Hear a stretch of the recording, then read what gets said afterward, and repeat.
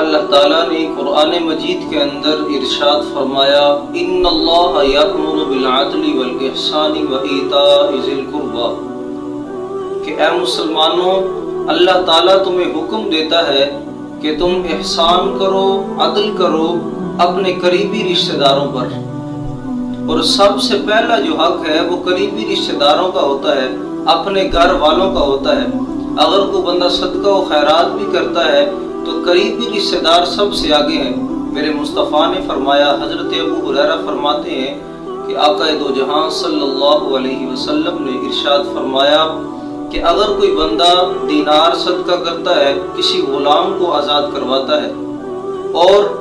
ایک بندہ اپنے گھر والوں پر خرچ کرتا ہے، تو فرمایا کہ سب سے بہترین ان میں سے جس نے کام کیا وہ اس نے اپنے گھر والوں پر جو خرچ کیا وہ ان دونوں صدقات میں سے زیادہ افضل کام کیا۔ اور حضرت سلیمان بن عامر رضی اللہ تعالیٰ عنہ فرماتے ہیں کہ آقا دو جہاں صلی اللہ علیہ وسلم نے فرمایا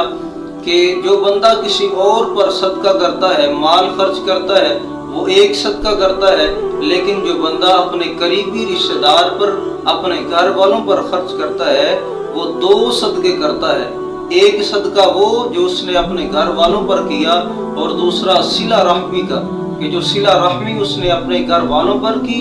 اور اپنے رشتہ داروں پر کی۔ اور حضرت ابو ہریرہ فرماتے ہیں کہ نبی اکرم صلی اللہ علیہ وسلم نے فرمایا کہ اللہ تعالیٰ اس بندے پر نظر بھی نہیں کرتا کہ جو بندہ باہر تو صدقہ کرتا پھرے لیکن گھر والے اس سے بات کرنے سے بھی ڈرے، تو جو صدقہ کرتا ہے وہ اپنے قریبی رشتہ دار پر